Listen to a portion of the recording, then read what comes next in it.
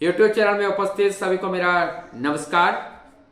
आज बहुत एक महत्वपूर्ण विषय को लेकर के आया हूं और वो है माइग्रेन। अंग्रेजी में इसे माइग्रेन कहते हैं, हिंदी में अर्ध सिर का दर्द, आधी सिर का दर्द।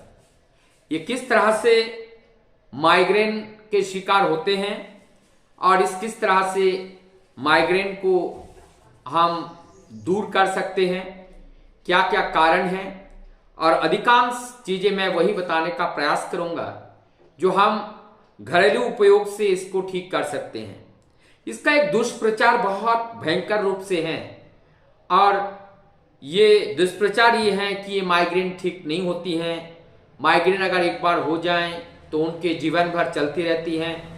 मैं कहता हूं अगर पेशेंट जो बातें बताया जाए उसको 100% अगर पूरा करे तो माइग्रेन कभी भी जीवन पर्यंत चलने वाला बीमारी नहीं है।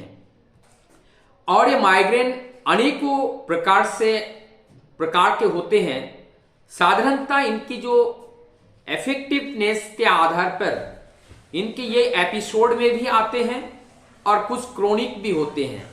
एपिसोड का मतलब जैसे एक बार माइग्रेन स्टार्ट हुआ तो पेन शुरू हुआ तो वो लगातार वो सिर दर्द कई दिनों तक चलती रहती हैं, लगातार वो एक सीवियरिटी तक चलते चलते एक एक्सट्रीम पॉइंट तक पहुंचती हैं और वहां से फिर नीचे आती हैं।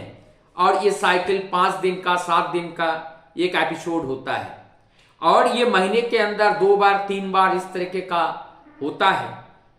जो एपिसोड के टाइप से होते हैं, ये जो माइग्रेन्स हैं, ये माइग्रेन हम लोगों के जीवन को बहुत ज्यादा प्रभावित करती हैं। और एक माइग्रेन्स होती हैं जो लगातार प्रत्येक दिन कुछ ना कुछ दर्द होना शुरू होता है, दर्द होता है। और कुछ होते हैं कि सूर्य उदय के साथ साथ दर्द होते हैं, कुछ होते हैं सूर्य की छिपने के साथ साथ ये माइग्रेन का पेन शुरू होता है। तो इसी आधार पर ये एपिसोडिक माइग्रेन और क्रोनिक माइग्रेन के नाम से जाने जाते हैं। कॉज को अगर हम ढूंढने का प्रयास करें कि माइग्रेन क्यों ये होता है, तो इस कॉज के देखने के लिए हमें पहला कॉज जेनेटिक से भी हो सकता है। उसके बाद जो इन्वायरमेंटल फैक्टर से, ठंडी है, गर्मी है, ज्यादा धूप है, धूल है, धुआं है, ये सारे कॉज भी हमें माइग्रेन को कॉज उत्पन्न करते हैं। और इसी प्रकार से लेवल ऑफ सेरोटोनिन, ये सेरोटोनिन की मात्रा जब हमारी बॉडी में बढ़ती है तो वो भी हमारी इस माइग्रेन का दर्द को बढ़ा देते हैं। उसके बाद आते हैं इलेक्ट्रिकल एक्टिविटीज में। इलेक्ट्रिकल एक्टिविटीज में मोबाइल को बहुत देर तक देखना, उसके बाद टीवी को देखना, ऐसे तेज रोशनी में ज्यादा देर तक रहना, उसके बाद किसी कंप्यूटर में कार्य करना। तो लंबे समय तक इस तरीके से इलेक्ट्रिकल डिवाइस पे जब हम काम करते हैं तो स्क्रीन के ऊपर का जो शाइनिंग है, वो शाइनिंग भी हमें इफेक्ट डालता है और जिससे भी एक माइग्रेन का शिकार होते हैं। माइग्रेन को उत्पन्न करने के लिए बहुत सारे पंजेंट स्मेल्स होते हैं, वो भी माइग्रेन्स को उत्पन्न कर सकते हैं। बहुत सारे परफ्यूम्स होते हैं, वो परफ्यूम्स भी माइग्रेन्स का जो पेन का जो शुरुआत है उससे भी हो सकता है। ऐसे बहुत सारे चीजें हैं जो हमारी माइग्रेन को कॉज करता है। लेकिन अगर माइग्रेन को निष्पक्षता के साथ अगर देखा जाए, ये कोई जटिल बीमारी नहीं है। इस माइग्रेन को से हम निजात पा सकते हैं। इसके लिए जरूरत है हमारी आहार विहार, चाल चलन, चरित्र में चेंजेस लाना पड़ेगा।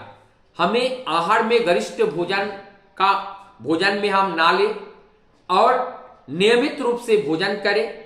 बहुत ज्यादा भूख लगा करके भोजन ना करें, बहुत ज्यादा ओवर डाइट ना करें, बहुत ज्यादा ओवर डाइटिंग ना करें। तो इस तरीके के से इसको भी अवॉइड करके हम इस माइग्रेन से भी बच सकते हैं।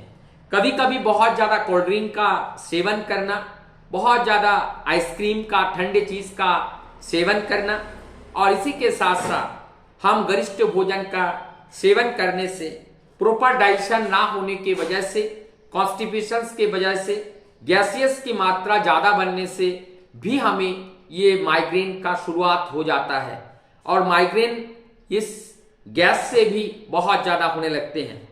उसके बाद जिसे हेल्दी कहते हैं, physically, mentally, socially and spiritually, हम सर्वांगीण रूप से मन और तन से जब हम सेटिस्फाइड नहीं होते हैं तब हमारे दिमाग में एक तरीके का एंजाइटी हमें घर कर जाता है और जिस एंजाइटी निरंतर वही एंजाइटी से स्ट्रेस बनती है और उस स्ट्रेस के सप्रेशन में आकर के हमारे अंदर वो माइग्रेन की पेन उत्पन्न होता है।